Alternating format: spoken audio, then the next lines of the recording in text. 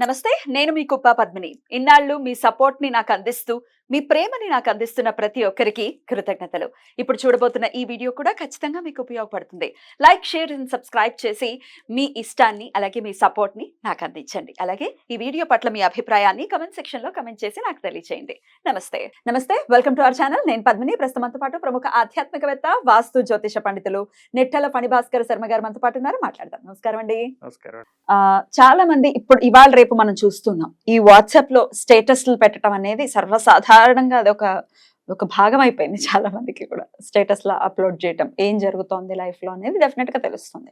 ఇక పండగలప్పుడు ప్రత్యేకించి నేను అబ్జర్వ్ చేసింది అయితే వరలక్ష్మి వ్రతం మనం చూస్తూ ఉంటాం కదా. వరలక్ష్మి వ్రతం అప్పుడైతే ఖచ్చితంగా అమ్మవారిని ఇలా మేము తయారు చేసుకున్నాము, ఇలా పెట్టాము, ఇలా చేసామని చెప్పి ఫొటోస్ పెట్టడము, లేకపోతే ఇంటికి వచ్చినటువంటి బంధువులకి దేవతా గృహాన్ని చూపించడం. కొన్ని సందర్భాల్లో కొంతమంది అన్నది ఏంటి అంటే, దేవతా మందిరాన్ని ఎవరికి చూపించకూడదు, దేవతా అర్చన చేసేటటువంటి ఆ మూర్తులు ఎవరికి బహిర్గతం చేయకూడదు అనే మాట ఒకసారి నేను విన్నాను. దాని తర్వాత లేదు, స్వామి పవర్ దానికి ఉండేటటువంటి దాని పవర్ దానికే ఉంటుంది, అలా ఏమీ లేదు, చక్కగా చూపించచ్చు అని కొంతమంది. ఇట్లా రకరకాల కాంట్రడిక్షన్స్ ఉన్నాయి. వాట్ ఈస్ యువర్ ఒపీనియన్ అండి? లేదండి, ఇందులో మనకి ఒక ధర్మ సూక్ష్మమైనటువంటి విషయం ఉంది. ఇంటిలో ఉండేటువంటి కొన్ని భాగాలు కొంతమందికి చూపించాలి, కొన్ని చూపించకూడదు. ప్రధానంగా ఎవరు పడితే వాళ్ళని మన ఇంట్లో పడుకునేటువంటి ఆ బెడ్రూమ్ లోకి తీసుకుపోకూడదు. ఫస్ట్ ప్రధానమైనటువంటి విషయం. అలాగే ఎందువలన వెళ్ళకూడదు, ఎందుకంటే ప్రశాంతంగా ఒక యజమాని పడుకునేటువంటి ప్రాంతం అది. ఇందులో నరదృష్టి అనేటువంటిది ఒకటి ఉంటుంది. అబ్బా వీడు ఇంత ప్రశాంతంగా ఉంటున్నాడు, లేదా మన ఇల్లు ఇలా ఉంది, వీడు ఇలా ఉన్నాడు, ఏదో ఒక రకమైన గోల ఉంటుంది. ఆ గోల ఈజ్ నథింగ్ బట్ ఇతనిలో ఉండేటువంటి నెగిటివ్ వైబ్రేషన్స్. మీరు ఎప్పుడు ఒక విషయం గమనించండి, ఎవడైనా ఒక దగ్గర ఏడుస్తున్నాడు, ఏడుపు అనేటువంటిది ఉంది అంటే అసలు దాని చుట్టూ ఎన్ని నెగిటివ్ వైబ్రేషన్స్ స్ప్రెడ్ అయి ఉంటాయో. నెగిటివ్ వైబ్రేషన్స్ ఎప్పుడైతే ఉన్నాయో అవి ఎప్పుడు నెగిటివ్ నే ఆకర్షిస్తే తప్పితే పాజిటివ్ ని ఆకర్షణ చెయ్యవు. అందుకనే మీలో ఏదైనా పాజిటివ్ దృక్పథం ఉందనుకోండి, అది దాన్ని పాజిటివిటీని అది ఇది చేస్తుంది, లాగుతుంది. ఫ్రీక్వెన్సీ 420 మెగాహెర్ట్జ్ ఉందనుకోండి, దానికి ట్యూన్ చేస్తేనే మీకు 99.5 అయినా 92.7 అయినా ఎఫ్ఎం దాన్ని ట్యూన్ చేస్తేనే వస్తుంది. అలాగే మన శరీరంలో కూడా మీరు బాగుండాలి, మనకి ఇది జరగాలి, అది జరగాలని ఊహించుకున్నారనుకోండి, ఆ ఊహకి తాలూకు వైబ్రేషన్స్ పాజిటివ్ గా మీ ఇంటికి వస్తాయి.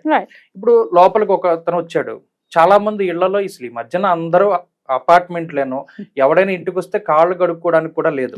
ఎవడి పాపాలైనా ఏ దుష్కర్మలైనా ఆ కాళ్ళని అంటి పెట్టుకునే ఉంటాయి, చెప్పులను అంటి పెట్టుకునే ఉంటాయి. ఇంకా దరిద్రమైన విషయం ఏంటంటే చెప్పులు వేసుకుని ఇంట్లో తిరుగుతున్నటువంటి పరిస్థితి. అది మనం ఇంకేం చెప్తాం, దాన్ని ఏం చెప్పాలి, మార్చుకోవాలి, ఇంకంతే మనం చెప్పాల్సింది చెప్తాం కదండి. ఎవరైనా అపార్ట్మెంట్ లో 3వ ఫ్లోరు మీ ఇంటికి వచ్చారు, వాడు అంతకు మునుపు అక్కడెక్కడో తిరిగి వచ్చాడు, దాని తాలూకు భూతప్రేత పిశాచాలన్నీ వాడి కాళ్ళని అంటి పెట్టుకుని ఉన్నాయి, వాడు ఇంటికి వచ్చాడు, మంచం మీద కూర్చున్నాడు, సర్వనాశనం అయిపోయింది కదా. అందుకనే ఎవరైనా వస్తే కాళ్ళు గడుక్కోవాలి ఫస్ట్ పద్ధతి. అండ్ ఇంకోటి ఏంటంటే బెడ్ మీద కూర్చోబెట్టకూడదు ఎవరు పడితే వాళ్ళని, అది ప్రధానం. రెండోది ఏంటి అంటే మన ఇంట్లో ఉండేటువంటి దేవతామూర్తులు ఉండేటువంటి స్థానానికి వాళ్ళని తీసుకెళ్ళకూడదు, చూపించకూడదు. ఆయుర్విత్తం గృహశ్చిద్రం మంత్రం ఔషధ సంగమం దానం మానాభిమానశ్చ నవగోప్యో మనీషినః అన్నారు. ఆయుర్విత్తం గృహశ్చిద్రం, మన యొక్క ఆయుర్దాయం, మీ వయసు ఎంత అని అడుగుతాడు, చెప్పకూడదు. చెప్పకూడదు ఆడవాళ్ళైనా ఎవరైనా చెప్పకూడదు. గృహశ్చిద్రం, మన ఇంట్లో ఉండేటువంటి సమస్య ఎవ్వడికి చెప్పకూడదు. అది చాలా మంది ఏమనుకుంటారంటే, నేను ఈ ప్రాబ్లం లో ఉన్నాను, ఇది 10 మందికి చెప్దాం, షేర్ చేసుకుంటే అది ఏమైనా తగ్గుతుంది అని అనుకుంటారు, కానీ తప్పు. గృహశ్చిద్రము, దాన్ని ఎప్పుడు కూడా చెప్పకూడదు, బహిర్గతం చేయకూడదు. మనకి ఎంత బాధ ఉన్నా మనం అనుభవించాలి. ఎవరైతే మన అనుకుంటామో, మన బ్లడ్ రిలేషన్ ఉన్నటువంటి వాళ్ళకి ఎవరికైనా చెప్పొచ్చేమో కానీ అన్యులకి అది మనం బహిర్గతం చేయకూడదు. మంత్రం ఔషధ సంగమం. మంత్రము అంటే మనం ఏ మంత్రాన్ని ఉపాసన చేస్తున్నాం. ఇప్పుడు చాలా మందికి ఫ్యాషన్ ఏంటంటే, ఫలానా ఆయన ఆంజనేయ ఉపాసకులు, ఫలానా వారు ఈ అమ్మవారు ఉపాసకులు, ఇలా అదొక డిగ్రీ లాగా వాళ్ళు ట్యాగ్లైన్ గా పెట్టుకుంటున్నారు. నిజానికి అసలు విషయం తెలుసున్నవాడు ఎవడు అలా పెట్టుకోడు. ఏ ఉపాసనా పరుడైనా అసలు ఉపాసన ఏం చేస్తున్నాం అన్నది చెప్పకూడదు, అది గోప్యంగా ఉంచాలి. మంత్రం ఔషధ సంగమం. అందుకనే మన ఇంట్లో దేవతామూర్తులు అంటే అందులో ఖచ్చితంగా మీరు ఆరాధించేటువంటి దైవం ఉంటారు. ఉదాహరణకి ఆంజనేయ స్వామి యొక్క మంత్రాన్ని మీరు ఉపాసన చేస్తున్నారు, ఆ ధ్యానం మనసు నిలబడడానికి ఆంజనేయ స్వామి ఫోటో పెట్టుకుంటారు.